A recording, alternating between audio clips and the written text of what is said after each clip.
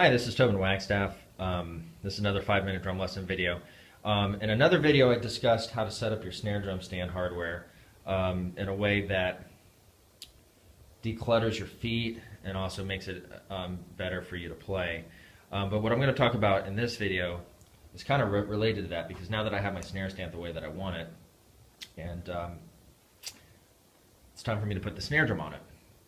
So usually when you buy a drum, they have the, I can't remember which way they do it. I think it might be this way.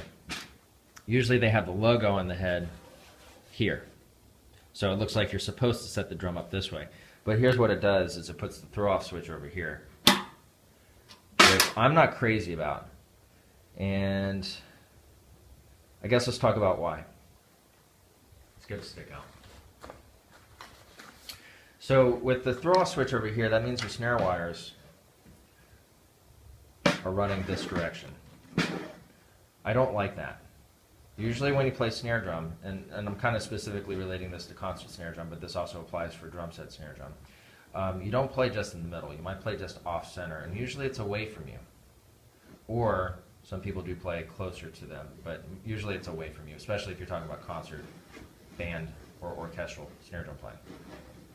So if you're playing in the middle, you're playing over those snare wires. That's a good thing, because it's a snare drum. You want it to sound like a snare drum. If you play just off the center, you still hear the snare drum sound, but you don't hear the snares as well as you do here. So if you play over the snares but to this side, you still hear the snares really well, even though you're changing the timbre or the sound of your actual drum. Center, off the snare wires, to the snare wires. So because I like to always play over the snare wires, I don't set my drum up this way. And also, setting your drum up this way means you can only turn it on with your left hand, unless you want to reach over the drum with your right hand. So I'm going to take this and turn it around.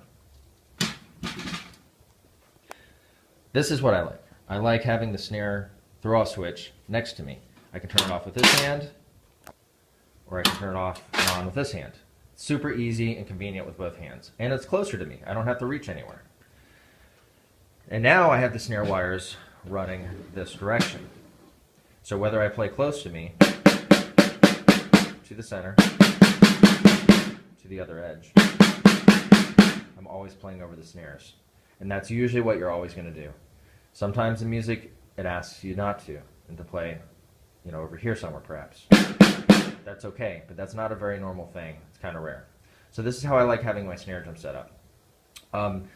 Something else while I'm talking about it is when I play with different volumes or different dynamics, some players will go in and out between the center and the edge of the drum to create their volume differences.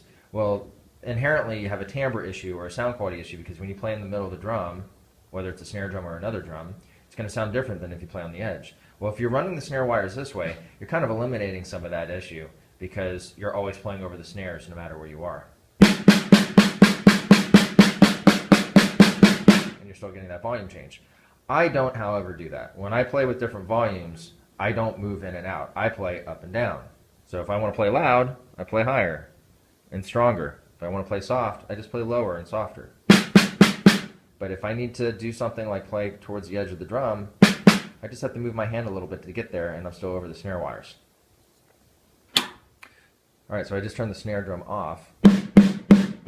So this really shouldn't matter. If your snare drum is off, it shouldn't really matter which edge you play on. But this particular school I'm at today, they put this thing on here because I guess they don't like their drums to ring. So you do hear a difference.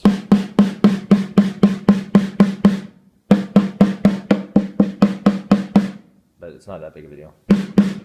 Alright, so that's how I set it up. The other thing probably to think about is when you have a snare basket like this, you want to tighten it up, because you see that gap right there? So you don't want the drum to move around on you, especially if you plan on moving it, or if you think you might hit it, bump into it by accident and stuff. So you want to tighten it up by turning this guy, and that closes this basket up. So now the snare drum is tight on there. Alright, So this has been a 5-minute drum lesson. Visit me at tobinwagstaff.com, Tobin Wagstaff Music, behind YouTube or Facebook.com. So youtube.com/Tobin Wagstaff Music, Facebook.com/Tobin Wagstaff Music. Thanks for viewing my video. I hope it helped you out.